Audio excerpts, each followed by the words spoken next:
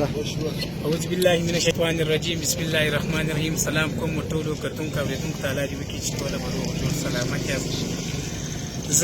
زما دا یو پیغام د پنجاب په تالیچټو و انورحق کاکړ ته و د وکټۍ کم بلوچ دی و دې ته یو دا زموږ اڅکزی د جان تالیچټ دې ته زه یو پیغام ورکوم. دې ته زه دا یو خبره کوم چې ته په دا 580 کاله چا دلته د پاسپورټ خبره نه وکړل، چا دلته د پیکج خبره نه وکړل، ته اوس خبرې کوې وازه دا دروازه پاسپورټ کوم، زه 8000 له غلیانو له پیکج ضرورم.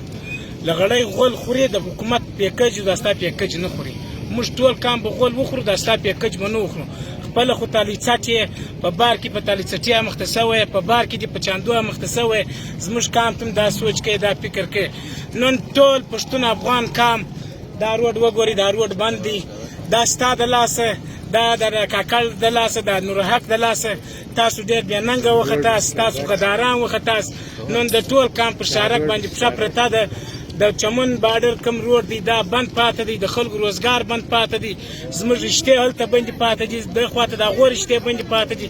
زموږ ناوکیان په ګودامو په منډیانو کې شپې سره سبا کوي، ته د پاسپورټ فیصلې کوي. ستا پلار به جانه چې ځې د پاسپورټ خبره واپس اخلي. د پنجاب تالیچټه ډوډۍ خوره ته څوک یې چې ته دلته فیصلې کوې وازه له غلیان له پیکج وړم.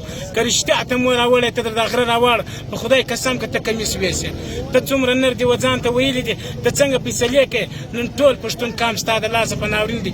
نن د ټول پښتون کام خوندې منډې ستا د لاسه پردیسۍ سره وړي، ټولې خوندې منډې ستا د لاسه دردونه سره وړي. ته دومره بې غیرته، دومره بې ضمیر وختې، پر ځان دې دا څکزي نوم ایښی دی. هېڅ ولاړې ویډیوګانې دې کوې، سپک سپک کېږې لوی سړی. و موږ درځو پیکج درړو، پیکج دې و مور ته ورکړه. دا ستا پر کور والا باندې غږ کوو چې دا بې ننګه د ځانه لرې کړه، دې ته طلاق ورکړه. دا تالیچټ لرې کړه، د پنجاب تالیچټه. موږ له به نه پیکج راوړې، نه به موږ له پیغامونه راسته. دا ارمان به ته قبر له وړې. دا د 15 کاله کېږي خلک مري، زورور زورور خلک مړي دي. د پاسپورټ ارمانونه یې وړي دي. موږ په یو صورت د چمن پر دروازه پاسپورټ نه منو، د پیکج دې مور ته ورکړه. دا